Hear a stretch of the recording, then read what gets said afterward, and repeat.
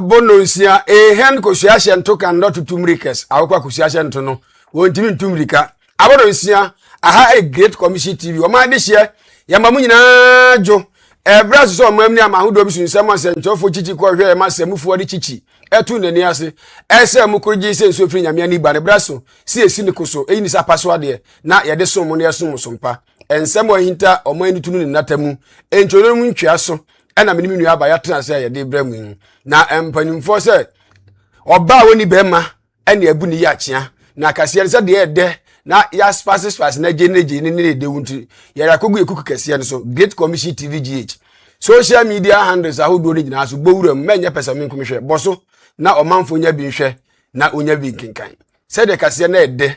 inti debate Macotribune. Ghana man penny His Excellency John Dramani Mahama Ede Atuja says, Bano ye bibrim hanwa, apomuni honsem ehia pa. Na mampani John Dramani Mahama ene wa nyame so ade wa bo nipa enum din so o mehwe na oma yensika asem ne economy sensem no enyina ne naso kirebe. Na Supreme Court Ghana Bartime Court aye amamra mo hye a ehwe ebo enipa fa hunde ho ban no ene enya infie no ha ne eduonu amahwe ahye ho efa kama. National Road Safety Authority de abetudwa ese Toyota Voxia enkrofo for enkokon ketenkete no wo muni ho kwan so mo si kwan se commercial car wabom amane enyumako enan ya wono mo ekoye ya nyina daman mining ho ensensem ya mo hwe na nkaye yibie no ene ekopiem na ese engineers and planners na edimu inkunim ECG ene watu na mon ama transformers ahodo no oba nkambubu ni mantam ha na ene ode dodo no na asisi miamia ye beje mu nkyeremu mifi ahafo foundation ede efuto ato se wo hwa nante apomudin kwan so ene abefo kwan a ye fa so ehwe apomudin ho nsam na no so boa ema apomudin efa ne ntamapa efra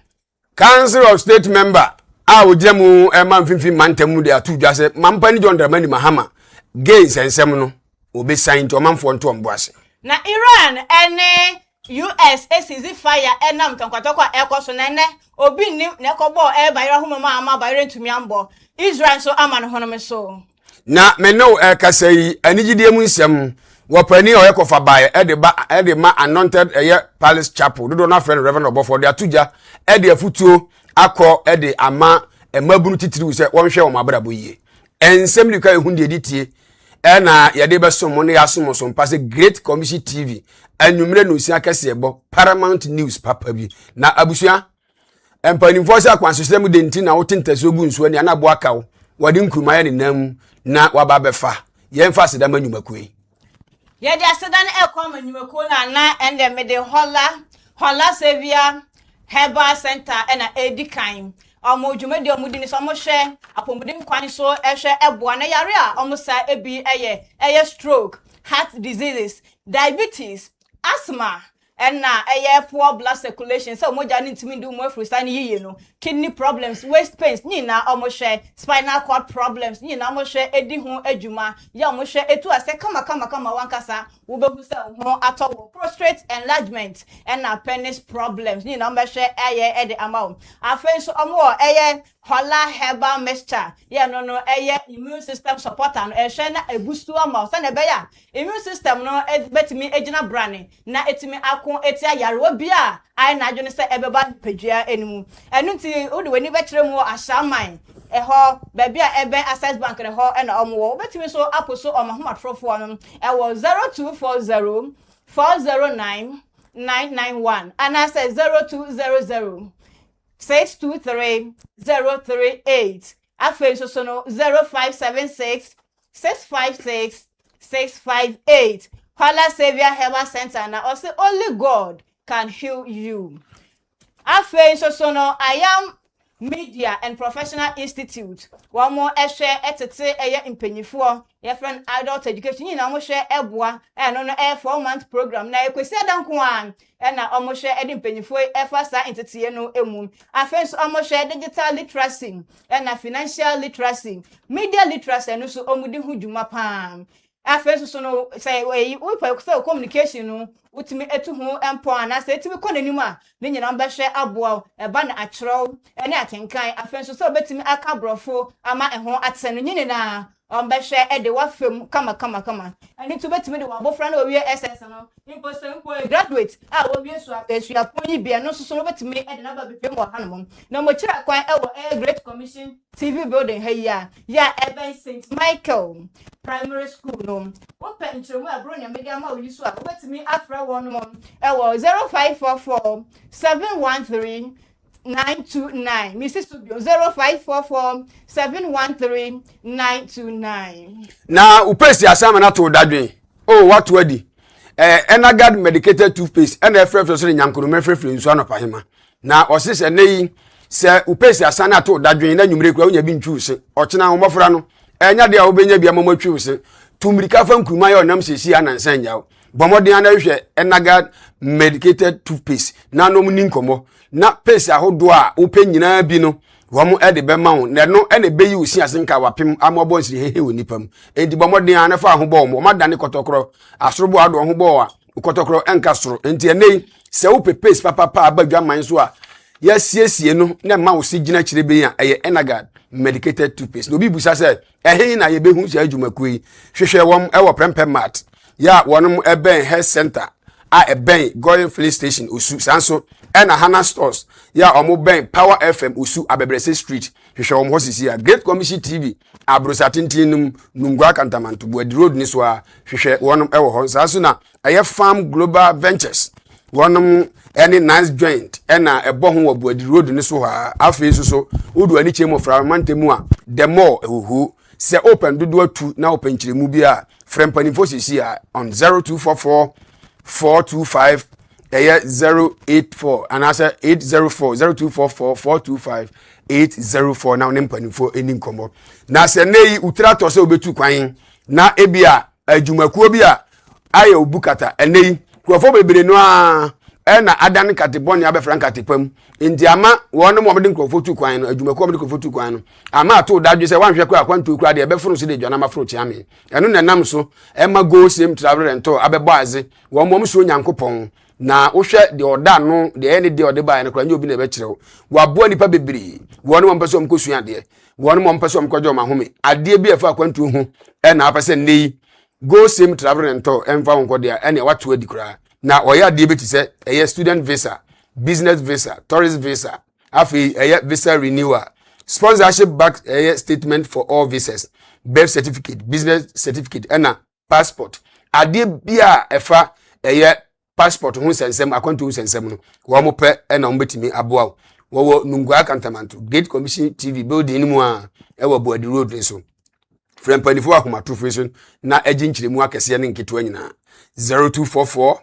425 804 0244 425 804 no momo said the mpanimfo se ansanse ntatea ebetwa nso ne film aba nti nyumakuo wei na aso yasene ama anwumre ye besom mo na yasom so mpase Great Commission eye anwumre no nsia kase boy ato dise Paramount News abusua kase ne de kase be da na ifiro samufo no omo kenkan akenkanfo a mote yankan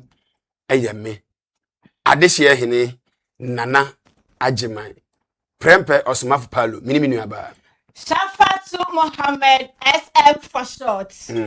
ye nyina SM nsu ni ntwa ye homra tew ye ba be kase na se ye ba sisia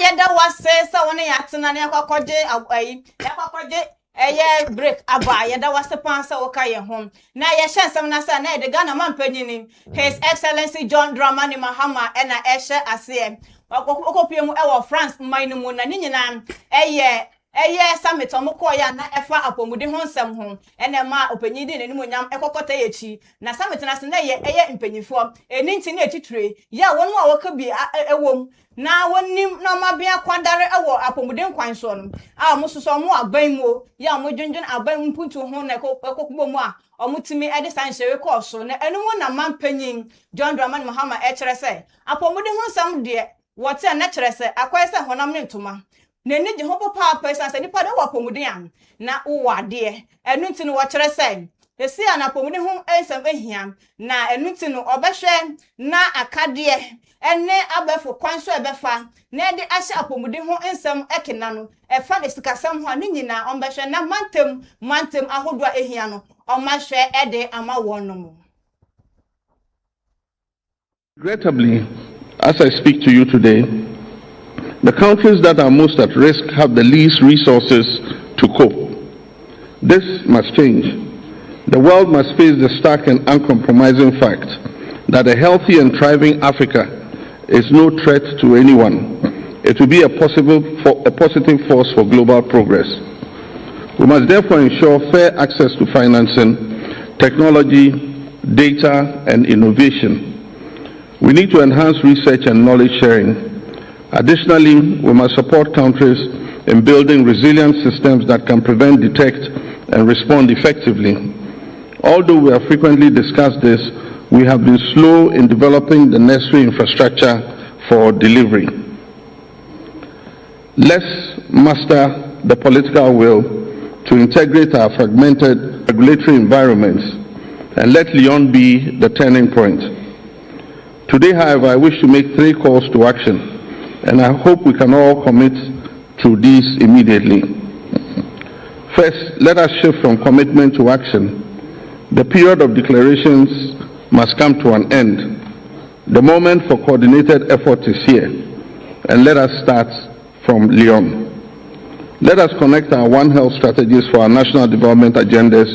to a new global framework for public health.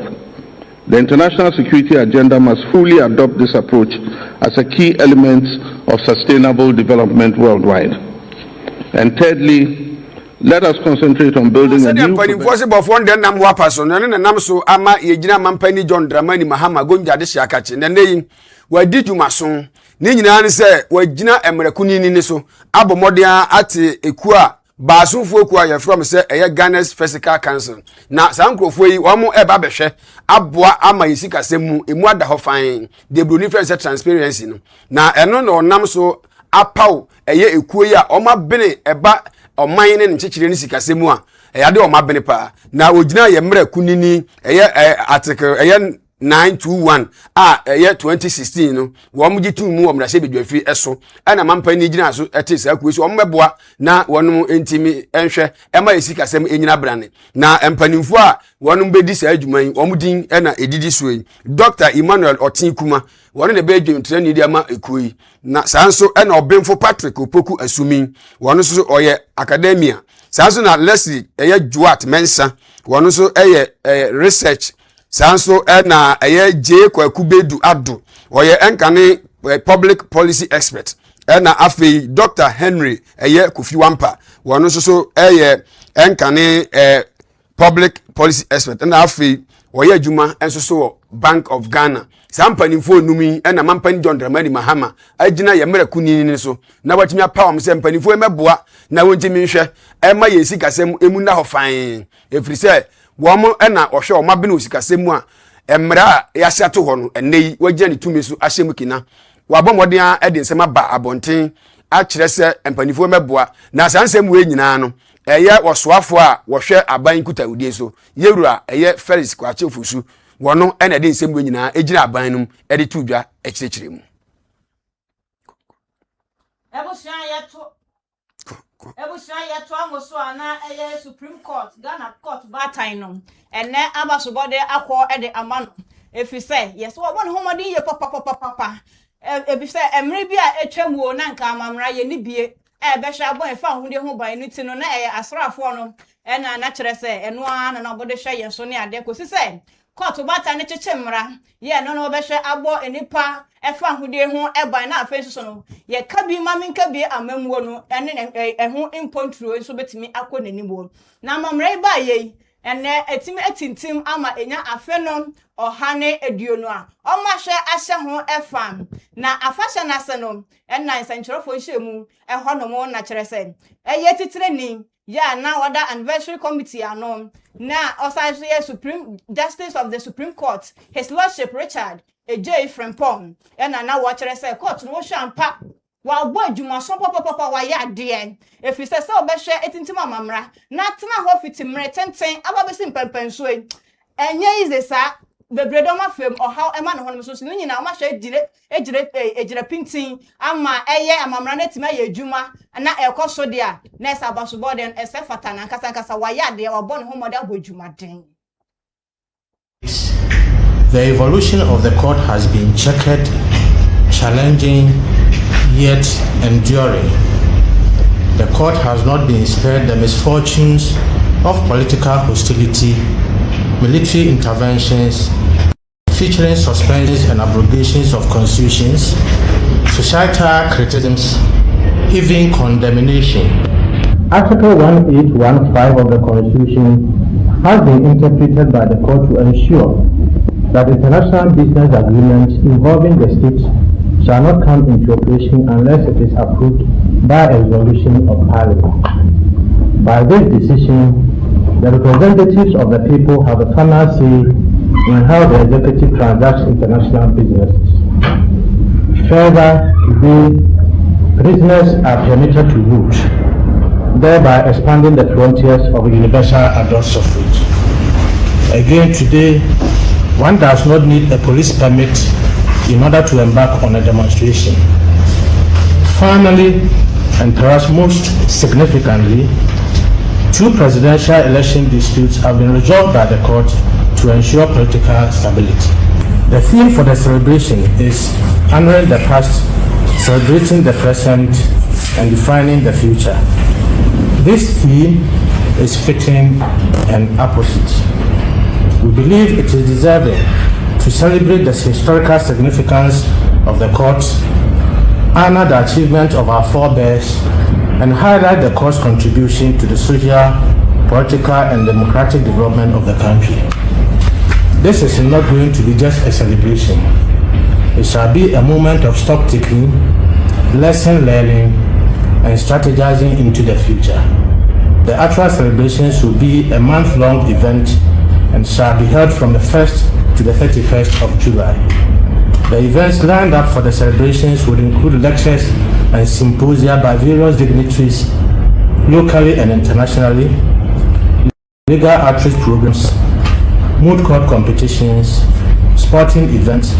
shortcutting of anniversary. Na Toyota Voxy, aka Google Ketekete Aviator na ho akire nu. Na ka ibebo azi wo mayimu. Emirikatenta wo twi okwan so ama manfo etika ni mu na omusuru gujem na omusu nya abobọ. Na no nenam so ama asoye a omohwe ekwan so jojoju madie so National Road Safety Authority. Wonom atebaso fuku bi no makasa. Ese sa eye Toyota Voxy a etimi tumrika unhu na tikọ no. Eyade a emwa enunti wa ode kokobo mu edin de dikan de tosumienu de tosumiensa e de ma wonom a omode Toyota Voxy no edi juma wa kwantempo ahodo so ni titiriu ne de friend say long journey no ese wo mo hwe e na o ma mfa si kwan so bi na ni nyina ene se o kiremu a yade a wonom a wo momma lances e masa cars nketenkete no wo se wo mutimi kura omumudie mu de friend say integrity no no mu se sa cars we entimi mfa nkrofo free akra nkokumase tachiman ene ade ekwa tenten tuo no ya na ehu pa se ebetimi ama saka we o mama kwan se onsi kwantempon so no mfa adehye entu kwan na sansem we nyina no eya ekuo yi chairman a oda ano a wono na okasa na o chirechirem yewura eye Gordon Kafi ayito na o chirechirem na o chirem se eyade a wono mo ma lances na e wo so mo krom midie mu de friend say integrity no ni won se da bi sa eye cars nkitinkiti ya wo mo dimirika tente enam kwan so eyade a nkofo enkwa eda sanemu enti wagina so ede kokobо mu odin ama eye Toyota Voxy ene adraba fo so wonhwe na wamfa ansi kwan so kosisem panimfo de hyehyɛ pa ebegu akwam. anything at all, this message, you can carry this one out. That it is for intra-city drivers, not inter-city drivers. But what do we see? We see the Voxes crisscrossing the length and breadth of this country. And what I didn't know until he mentioned it is that they even raised the vehicle. That feeds into the public perception when the public send the application that the vehicle hasn't got,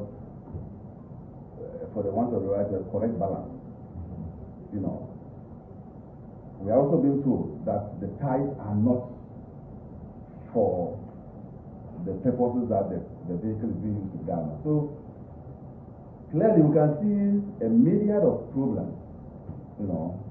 and challenges with the Voxes vehicle. And so we'll go and deal with the issues, and very soon the media we shall issue directives as to how to go about the Voxes vehicle flying out. So Ebusia mede some no be to amoso a engineers and planners twa ni tiawa EP edwumaku a ehwe egudie ho ensam so na ne nwan mu bi eka ne ho mekire Health Heat Goldfields Limited and Maripoma Mining Service Limited, Vortex Resources Mining Group. Esenyi na aka ho a na ekobom amaye enwumakuo anan na wei efa da mine ho ensensam a mo pe enwumakuo a mo gina mo nan so brane ye obetimi ahwe so ama etimi etumpon ne saye intino za enwumakuo fo ikokopie mu ewo committee a o ma hwe ate omo so omo nhwe no so omo ho ano ne enyama bi onfagu akwam enfa ensurvey omo nhwe nipa ebewie kire no obetimi egina so no ene edit mine ne ebehye ne nsan na ekowie kire no na afei engineers and planners EP na etimi edi akense mu enkunimu an na make say da mine no akakodi omunsem na committee no ya wo hwe enyama egu akwemu mani na ekoso ansa na mutimi EP no etimi ekire mu say omo hwe ye no na chese EP etimi atwe mu kra miensa no mu ya omo na ese efata say ye de da mine ehye mo sa no mo gide mapa say omo gina brane pan ba ne say omo hwe adwumako no so a omo gide omo so metimi ahwe no metimi agbo ho adwuma pa ama emfaso so etimi efi da mine ni mu etimi agba na de abo oman no ho ebra na tetene ni edema committee no maso YA kulu ekire mu say wenyina ye process amu femu anso na mutimi eba beyi engineers planners no ede APSM no ye de da mine na eba be show munsan enti no ye process amu di femu measures nyema mu di gu akwemu ansa na omutimi eyi sawe na wo hwa score engineer planners etimi nya ye 93.15% na so wo hwa odem kra wo twim enti na ese efata no na wa kire mu say ese ano Mr. Kulu ekira mine no yade say ese ano da mine no da ba be hye EP ensa EP sa mining company amike odwumanyafo Ibrahim Muhammad no ye CEO edema mining company no wa kire ni nsemu say Mining Services Limited. When we did this first verification, we realized that Maripoma and Vortex could not qualify because they never submitted evidence of any of these preconditions. So they were disqualified at this stage, leaving EMP and Heat Goldfield for the next stage, the technical proposal stage. Now, on the screen is the evaluation criteria for the technical proposal stage. You will see that under relevant experience, 10 marks will be awarded for the applicant information and a whopping 40 marks for the technical and general experience. This is really the meat as far as the matter is concerned. We're going to show that the person who wants to take over has that experience and the wherewithal to be able to sustain the operations. So 40 maximum points are awarded for that. Of course, you need to also show methodology and work plan, and that is 10 marks. Then qualification and experience of key staff, very, very important, 10 marks. Then, of course, you must also demonstrate that you have the facilities, the equipment, materials, and consumables to be able to do the operation. You also have compliance with safety, health, and environmental standards. and more importantly, local content. You must demonstrate this at the technical evaluation stage. Altogether, they will amount to 100 maximum points. Next slide. So as I've mentioned, on the screen are the requirements that were supposed to be met at the mandatory stage. And we showed those entities that met it. So EMP and Hillgrove, they met all the requirements, so they were responsive, as I mentioned earlier on, for the next stage. So on the screen again is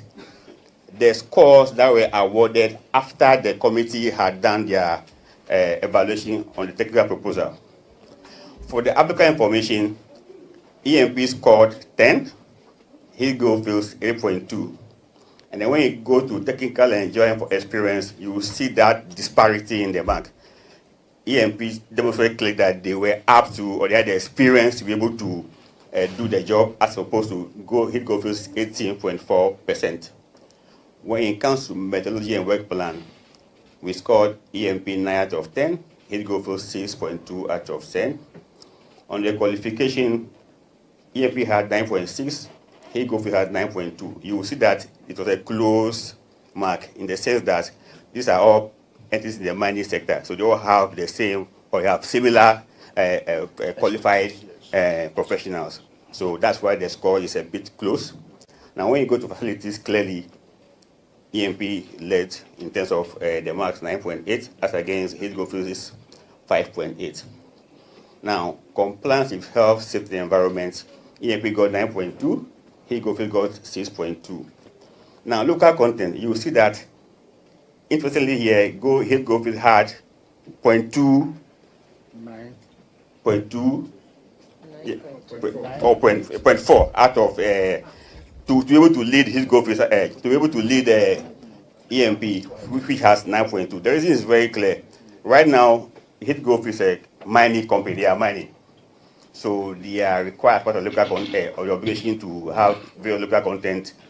strategies in place, which they are doing. Of course, the new person coming to take over Dama will now begin to do that. Na Electricity Company of Ghana, ECG, omoto anamobi. Ni nyina ne se eye transformers ahodo ya esum eye opipi mienu ene aduanan mekire 250 million Ghana cedis ene neyi wonum ato na womde akọ enkrom emmia ahodo a wonum atimanya bi na enkro ahodo omunya so emfaso anase brono ahodo a onya so emfaso womudi na didi suwe na babi a womunya so emfaso lashibi trade fair eye boteman teshi nungwa ene nimpotemu sanso na Spinters Road adentan ena afi denu ene nimpotemu afi se oba ahanso a enkrom akomako aduenu a omso womunya so emfaso no eye manzone nana krum school junction ena eye fair eye heaven university farms afi East Legon Hills ana afi Santo Boteman afi eye Rojo afi Lakeside ena community sanso ena eye New Legon afi eye Soldier Line ECG Village Katamanso Amamfrum afi eye Paradise Estate Regimanuel Estate Adom Gate eye estate ene ne mpatamu sa brono ahodo yi ene de keka ho ena wonum enya asomfaso na no wo kiremu a eba beboa ama ene yase yadum kanya wa ha bibia shoto wa ha fort bia ba ha ne ade nyina no ni nyina etimi aba betwa na general manager de ema eye sub transmission operations no eye yewura Dr. Richard ni ayiku wono edede nsem wei etu dwa kire boa ebeboa ama mpatam ahodo a wonom ede transformers ahodo na kogu ho no ebetimi aboa ama ECG enkrampatamu ene baabi a aka nyina timagina na so yentie ni nsem ni bi. Yes, so as you are aware, some few weeks ago the sector minister, Honorable Dr. Jinabo, gave approval for us to undertake the replacement and upgrade of our power transformers. So beginning tomorrow, the 8th of April 2026, we are going to start the upgrade. And this would impact on our customers. There are going to be some disruptions as this upgrade takes place. So we apologize for the inconvenience, but it's for the good of our customers, for the company, and for Ghana. We're looking at maximum 6 hours as we undertake the first phase. And by Friday, the 10th of April, we should complete the exercise. Some areas will be affected, but we hope that maximum 6 hours they should be back in supply. And this would also provide a more stable power, reliable power, and also protect our systems as a company. Ebusia, me Thomas Samuel na Mifi Ahafo Foundation. Washe any Hamas Radio and afei eya go so Municipal Health Directorate no akam ho bom. E de eya pomuden nante me kire health work and afei free health screening bi akoso pa o mo kire say no omo hwe e de abo apomuden hu dawro e de akire omanfo a won mo ewo importem ho no na wakasa ewo dwumade na se no eya chief executive officer e de ma Mifi Ahafo Foundation no Owura Daniel Echampon Labi wakasa na o kire say come wa hwe akam ho abom se eja oba ne nkonkron yi enye bibie ntia ne nyina ne se wo mo hwe abo apomuden hu dawro e de akire omanfo won mo ho no mo hu mfaso a ewo apomuden ho na dada nyina no o ma adwene akọ o mapomuden ho nsem bi okaka we hu yentie se na o kire mu fai onimpa wo ho na se wo san bibia ese wo hwem yi ansa na wasan sebe akrachi ni bi eni ho a obekọ na letter da ho na yeso onsan okoya na wakosan omampani ohwem repemu no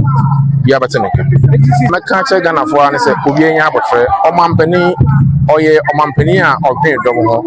omampani behwem na wasan ade ne anse we ase de o tina se wo ye adwumaku a baby awo no o responsibility e no corporate social responsibility CSR anti yete ho na opanyi oda Mifi Ahafo Foundation e ba ya joso so se omo pese omo na ene ye kabom na ye hwesi bitme health screening health worker one can initially or the health screening work nearby na and ye hwesa nke be extend ya the blood donation society water blue but nema bi antumi nkai we felt say yare nkete bi hye ye ho a you think say ye be ye ho and so say emreba na se bitumi aye sa screening na bitumi aboa ma ye manfo so hu say yare we ne yare we say no say any afutu a bitumi dia ma no na wotumi ahwe ama yare ne tumi afre no nti ba na wo say you so na the man nti na ma Idiechi and manager Edema Hamas Radio Owura Richmond apia enso so ede etudwa se ai se dwumade o ma hwe edi enyina ya pomudi ho nsem na we na mo ka ni say ni centralform ana say ederubofo yeso so ye we chefa gwomu say ye be hwe na de bi bobo apomudi ho dawro ama obi o hwa na ni refi ne ho na etimi akenya no so beside your health work we ho a ye the Municipal Health Directorate any Hamas Radio ewo go so Ahafo na ya kan bom say ye this health work na enye just health enye work ni keke nantie no ba mo ye screening na aka ho na ye nyina ye nim say atetene mo nantie ya ade a ye duro pa ye de mayen adasa se kaka ene se e ba ne se wo nantie a eboa ma moja no edi akwani abaka ma eboa ma akoma no so pompi ye de ma wo eno ti yetena se ye hu se da bi apomuden so ya de e hu ye pa neti organization ya me friend Mifi Ahafo nankasa no any Municipal Health Directorate any Hamas kan bomu no ina se da bi ye sa nantie we aya to ni din se nantie ma apomuden ye wi a na ye find the health screening na de aka ho it is muhu ya wa ha na wo twipen pen ben a na ye health work na me kan wa se bi ye ho adwumadesi a odaroma ane krakram wo na Owura Kofi Asare bafo ejina eye Municipal Health Directorate ni anamu kire se nukre ni edwumade omodi health screening e course no health work yi omabo omanfo no papa esanse obi ho afiti juada ekosi fiada wonya ne ho kra na kire se wakope na pomudi ho ensem mpo na okakoka enti aba ni se ya amanfo do ho agemu yi eye papa abo mo ankasa na mo nya so mfaso Mijina ama ya district director Mr. Foster Nyako na anopa hai ye babe kasafa ya dia e friend typhoid yɛnti ama yɛteki opportunity ne yɛmanfo bɛkasa ne sɛ so hwɛ mprempre yare bebre yare a mode ba ya ayare sabia ho a timi sɛ typhoid dimu atintimma pa timi fra hafo foundation e de bedam hospital no sɛ yɛmra na yɛmɛka samfa ho ne nye test emfa ho dukwasɛm yɛba yɛ ne yɛbɛdi nkɔmmɔ afa ho yarewa no ne din de typhoid yare a aboa wɔde ba bacteria wɔde ba yɛfrɛ no salmonella typhi yɛkyerɛ mo kwan a yɛbɛfa so a yɛbɛbɔ yɛn ho ban afiri saa typhoid no ɛmi ehu sɛ si yɛdi ehu ni a ɛna ebetumi ayɛ den aboa yɛn ama yɛtumi atu saa typhoid no ase nti yɛbɛda mi fra foundation ase sɛ wɔtumi de sɛ abutayewe aba ama yɛtumi abɛboa bɔsoma mfi sɛ so ɔhwɛ bp kora yɛkyɛke a ɛnyɛ nipa nyinaa ne tumi kɔ ayaresabea mbrɛ no bra no sɛ ɔmo kɔ akɔkyekyere ɔmo nsa na mmom bp yadeɛ no nso anaa mogyaboso yadeɛ no yɛ yadeɛ a yɛ broni kasɛm yɛfrɛ no silent killer a ɛkum nipa bebree ɛwɔ yɛn mpɔtamu ha ɛne typhoid no ɛno nti na yɛpɛ yɛmfiri apɔmudi nsɛm mu na yɛmfa yɛni nkyerɛ mu ɛwɔ fa hyehyɛ ne fa wowɔ no gain sɛnsɛm emu na ɛne yi ɛno na ayɛ nkɔmmɔ baako a ɔmanfoɔ twene srɛ ne abasa na ɛno na nam so ama ɛyɛ aban futufoɔ ya osi ɔmanfoɔ a wɔnom ɛwɔ fifi mantam anam yewura Mr. Hakim Adai wakasa na ɔde ato dwa na ɔkyerɛm sɛ ɔmanfoɔ ɛnto ɔmbo ase paa na ɛnyɛ sɛ ofiti ana wutu anamɔ na ano obusa sɛ da bɛn na mampani John Dramani Mahama ɔde ne sabɛhyɛ krata ase na wɔsan ama saa enema bɔne yɛtime afiri ɔman mu na no ɛna nam so ama Mr. Hakim Adai ɛkasa na ɔkyerɛ sɛ Ghanafoɔ enya abotre yɛnum so ɛntwɛn ɔpɛ na yɛ dan a mampani John Dramani Mahama ɔyɔse adeɛ yonto ɔbɛyɛ nanso enema bi wɔ a untum ampamrika na mmom wobɛhwɛ ahwɛ sɛ anamo a mitu ɛsɛ fata mmara no so akɔmra sɛ bedwafie ɛna afei asasan dachi enti ɛsɛ obi timi to anamo na ɔhwɛ ne mamu fan ansa ɛna watimi atu anamo atimi asan sɛ de bɛyɛ a achiwade a ɔman Ghana yɛmpɛ no ebetimi afiri hɔ ɔde nsɛm wɔ nyina atu dwa ɛwɔ bra Yesu amane hunu yi ukopie mu ɛwɔ fifi mantam mu ɛyɛ twufu atimwɔ kwa amansie ni mu a papa yi ɔbɔmɔden ane nsɔre bebree no ɛkɔkɔdi nkɔmɔ na dwumadie na se ɛna ɔkasa ase onimpa wo hɔ na sɛ wo san bibia ɛsɛ wo hwem yi ansa na wasan sɛbe akrachi ni bi eni hɔ a ɔbɛkɔ na letter da hɔ na yɛ so ansan ɔkɔ ya na wakɔsan ɔmampani ɔhwem repemu no bia bɛtene na ka kyɛ Ghanafoɔ ne sɛ obi anya abotre ɔmampani ɔyɛ ɔmampani a ɔdwen dɔm ho ɔmampani bɛhwem na wasan ade no ntu obi anka na comment no yɛm kakran sɛ Easter yi yɛbɛsɛ adɔfoɔ nyinaa mede aba asɔre obi so de ne de akɔgye n'ani ba nyinaa yɛhwɛ sɛ anigye no ɛmboro so a ɛbɛwie no na yɛbɛka sɛ Easter yi yɛkɔɛ yɛakɔhwere nua wei no ɛno deɛ mpɛ sɛ ɛfa so nti obiara hwɛ sɛ Easter celebration no bɛtumi ayɛ kama na ɛno akyi ɛna mpanimfoɔ sɛ mekobini manka bi deɛ na nyɛ nkɔmɔ yi mu a ɛna kɔtwetwe nkɔmɔ foro baa ɛfi sɛ mpanimfoɔ sɛ asɛm bi safoa ebie asɛm bi pono na dwumadie no ase a ɛna ɛyɛ aban krache pani a ɔwɔ twufu atimwɔ kwa amansi no mu ɛyɛ Honorable Isaac Yosin wɔn so kasa kyerɛ sɛ bere a wɔn mo baa yi enema bebree na akɔ so wɔyɛ chief compound ɛyɛ classroom blog ne ahodo boreholes ne ahodo bebree hɔ a wɔn mo atutu ɛne ayasabea ahodo a wɔn ahyase a wɔn esi na ne nyinaa no ɛyɛ ade a ɛbɛboa na wɔn bɛkɔ so ayɛ ahwɛ ɛne nti mpanimfo nya abotre ɛma yewura John Dramani Mahama na ɛbɔ bi a wahyɛ ɛfa mpuntunwuma ɛwɔ mansin no no obetimi ayɛ ɔkasa sei occasion like this you near the akai abra yesu ya or sorry obetru for ti okwa ha yasma ye kan say afie dey ni ma abasin ko ye ne ma bebre school dan ECB chip compound ECB nsuo ye tutu bi na de ye kan say nduma aban bi abayo asikasem ti wagya ato ya sha ase ye bi enche e be commission bi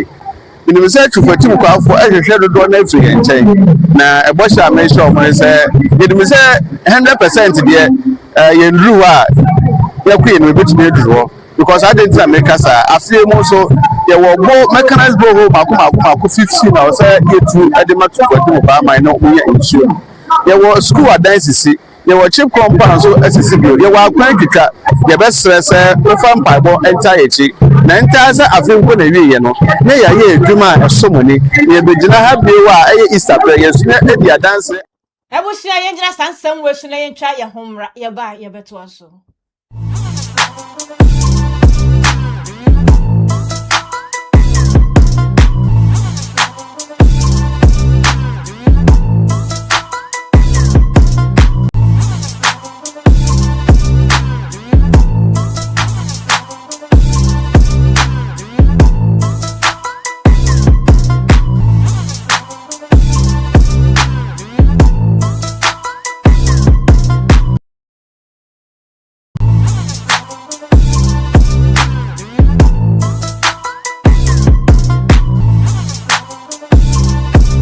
Ebusia ye da mase say ye twa ye ho na yakwa aba na yemfa edwumadie ensomwe Ayam Media and Professional Institute ono de abano ensenkyere dwuma ye ya de papa na afenso so no eye obi odi onya ne panyi fie so na opese okọ na okosua ade no eno so no mo hwe edi hudwuma eye format ebosom ya 9 program na kwesi adanko a we no stress kwesi adanko nti wetima akodi hudwuma kwesi adan na odi aba besua ne kama afenso na abano digital literacy, financial literacy, media literacy eno so mo hwe edi hudwuma afenso so no say eye communication skills so pese entu mpone nko enimu a eba natural akenkan ene brofo pastor betimi aka brofo ma na tumpon na ye hwiam na so obi twem kra be do ne ko a ne nyina omohwe edi hu adwuma wo ho enu ntino Great Commission TV abrosan mu a ya no ebe St Michael Primary School no eho na wono ebutuo ntino so pe nchichirem bebre a eno no betimi afra won ewo 0544 713 2929 0544 713-929. Hola Savior Herbal Center. Hola chasa wonhia. Your friend is semihia. If as waba amanyaro wa hodo pa ba bitu yare ase na manfo so du adanse papa. E ba no stroke e bubu ya yare na. Obehwe asaw yare kama mo asa gina brand se na wote e wo dademu na. Heart diseases, diabetes, asthma, poor blood circulation. Ni na obehwe moja ni medium frisani ya behwe na almost say bibia ametimi edu mo frisani ye kidney problems, waist pains, spinal cord problems, prostate enlargement and penis problems and way obema say shrink you say to say you ni apa bia de ko na enyo mu nkodi nkomo keke wo problem no o ma sorte ama enu no o ma san so e de hola herbal mixture e de aba edwaman so ya no ye ntwe ma ye yare anso so ugina nan sui na wa hia se no mene se na be ya wo immune system no ebetimi egina branin na akweti yare bia na adwene se epe ewura wo widie ni mu obodo oni kire mu ewo ashaman ya omo ben Access Bank ehonom fra wo mai ewo 0240 409 991 0200 623 038 ana afe 0576 656 658 Hola Savior Herbal Center na asom na mesa yale na mu only God can heal. Go Same Travel and Tour adwumaku a ene omababaze o my Ghana mu omo ya abedum Ghana na wono omo ye akwantu nkrata bia ope se ope se okojo ahome se ope se okosua de wa manone ene wato adi ye Go Same Travel and Tour pe ene timidi se adwuma no omadane asorobo awdo ho bo mo a ukotokro nkasoro wo suro nyame pa eni se obi a ebu kata pen a enye Go Same Travel and Tour ne wa wani beji aja wa ngasa na obe campaign kura de ma adwumaku efise boye adwumakuo bi a wamutimo mmere won bibia mu da ho fan na woye bibi ti se eye student visa, business visa, tourist visa se opese ututu akwan na ukọ tourism ukọ hwehwe skebeba da be ni so ahu na ukọ excursion ni nyina wo eye sanso na ebia o visa no ebia awu afekire ayam oba won be renew ben foforo e the amount sanso na eye sponsorship back statement for all visas eno so wonum eye se wadwuma abodi nkrata certificate, business certificate won be e the amount sanso na eye passport na apesa we so bra eye Go Same Travel and Tour na wono medical subom wo panchechiribu a bomode ne frem panimfo ahomatrofo hyehyia 0244 425 808 0244 425 808 na one mpanimfo adwetwe nkomo na Enagad medicated toothpaste dia ye de twese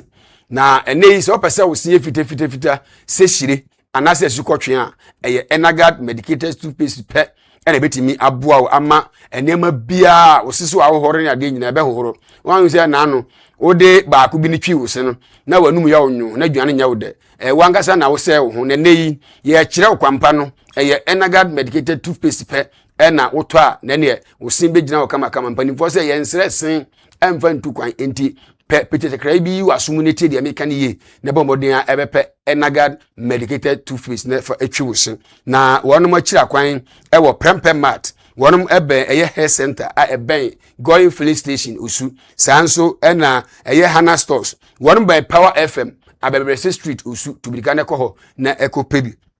sanso na Great Commission eye television nungwa kantamanto body road ne so a abrosatintinum oba na ye no wadi nkombo Farm Global Ventures wonum ene eye nice joint body road ne di nhwani mu afi so fraumantem mu okoho a the more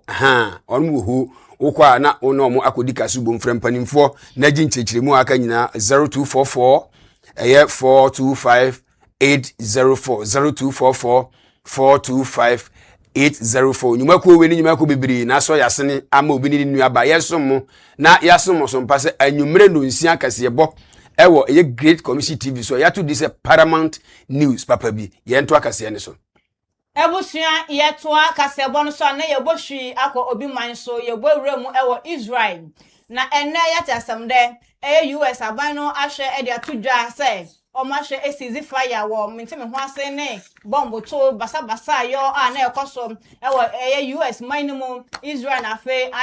Iran hono e say nyame adom omde nsem about no so yenim na ekoba ya afe Israel ama no ho so enne nya asem ketwa Nyama yapa nya asem keto achese no soso no ede mentime ho ase ama ewu krampo etimi epie mu aba enedai na eye Israel Prime Minister Benjamin Netanyahu etremu a ose ne akoso ide na kire se eni enya yankasa na wo hwe Lebanon fo eye o Ministry of Public Health de etra enipa a afa ho ewuo wo na esi enenko na Israel ahyase no enye asem ketwa na esa wo hwe nipa ebru edukura na echire enna wonom afamu ahwere wonom ka esi amene mo ekasei na emu aha na echire de wonom nso so no ebi prepra just ebi krampo hu ba bia omo nenam obo emu enchiremu na yento akase ne so na yemfiri amano nsem na yemfiri ani nchiremu o eye anigidie ensem na akofa bae e de master for a friend say anointed eye Paris Chapel eye Reverend Francis eye kwaku aje antwi dodo no a efre no Reverend obofo wakasa e na wo chirem se enei epanimfo se so obi tu ne bafo a na de bia turukotodwem wo de tu tirim adwendwen ti bia na firi mu nti wo de afuto soronko akwa ma emaburu ntitiri ne mema wo se omo kwa akwantu aware akwantu anase wonum eye worship ene ade a wo hwe ne yie pa ni nyina ene se emba ne bebrada no huru amogya mpa wontirimu a wo adwembone na ahye wo ma ebinim mitimi yam empentoa na adwapade nti na nansape na waku nti wo de afuto sonko na empanimfo se de wahu bi pen wo ne tufu ankrofo fa na nam so ema Reverend eye Francis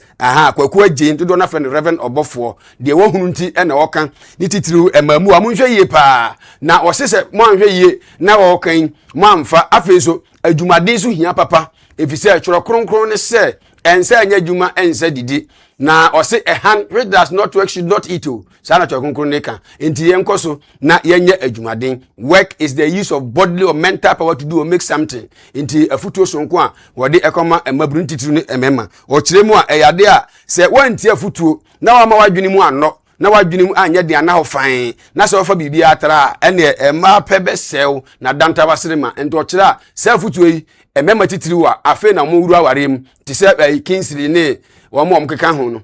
omo mode anom fa we enya adisua de na so mfa ntra de a ende nya obi ne kumantwi bosi akodo de niti agya kirema we aya futo sonko a Reverend Francis kwaku eye antwi adona federal bofo ode atu edwa ye nyina ensem we so na yemfa kase ni nyina emra na wieye na kaseɛ no ensɛm a edi mu akotene ebinie. What I say?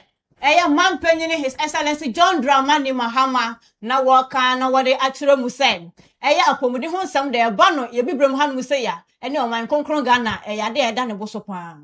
Na mampan John Dramani Mahama kro ya wagira ne tumi so apa ba so foku nipa makomako num se o mehwe na esika asɛm toto economy ho nsɛnsɛm no ontimi fanto ye. Sanso so na Ghana court batan Supreme Court. Wo hwe amamra ba ye a wo chechere to ofiti infie tetetetete ebesi enne amamra hwe ebo ye ho ban no o ma hwe amaka ye ka bi ma minka bi so etimedi mu abedu sampempen so enne ye ka se enya infie no oha ne eduonu o ma hwe ahye ho fa na asoya wo no mo hwe akwanso jojo nsɛm ho National Road Safety Authority and they want the better dwa ese car or friend say Toyota Volkswagen nkukon ketenkete no won hwe ne mpanifo hwe no amfa nsi kwanso biem na tama behye engineers planners ya woka companies ahodo miensa ya omo kokohwe esi akan no ene ababeto dwa se omo na omahwe edi mu nkunim se dama man ye de ahwe omo nsem na ECG eto na mo bi wonom de transformers esom opepe ahanu ene aduanan 240 million na nei enkramante mu emiame ahodo wonom asisi bi ho Mifi Ahafo Foundation so they atudwa say nante no apomudin kwan so ne abafu kwan ya yehwe apomudin ho ensam so kwan ya fa so eboa ema importem ayewo no yempomudin ho so ensam etimi egina branding de otu abaifo a ogiramu edema omanfo omwo mfifi mantamu iyewura Mr Hakim Adai wode atudwa se omanfo nya abotre ema mampani John Dramani Mahama den a ge hu sensem no odne sabehase US aban no ede atudwa se wahwe esizi fire na so yenim na akoba Israel asama ne honome eso Reverend obofo atumabunu ititiru ne memafo se wo twempena wo ware a mo adwe mu no enya se bibia no adahe no gimi sa dabi wo se so mutimi yesa ebetimi aboa ye nyina ensem we so na yemfa kase ni nyina emra na wie ye yemfa aseda ema ye producers ya omo eboboa no dodi kan na lamti sanso na Joyce Mensa sanso na yen cameraman Richmond Kwesi Ifa na assistant Kingsley MCR na ya opare na afi Andy Grant afi yen general manager ye mame ya die nyina na ya henewa yen editor Theodora na Mary so Emma Imora wo mu nyina na akabom ama na mbobo ansem ya no ema obi ni nuaba ye besom ne somsompa ese Great Commission TV anwumre nonsia kasebo Paramount News papa bi na wo mbobo ano na wo se nipa na ekan ja kenkafo amote ye nkan eyeme adehye hene nana ajiman prempe osmaf palu minimi nuaba Shafatu Mohammed SM for short. Yes, ya chiamupi. Nyagopo ya domo a same time, same channel. Ochambetenka. Edamasi.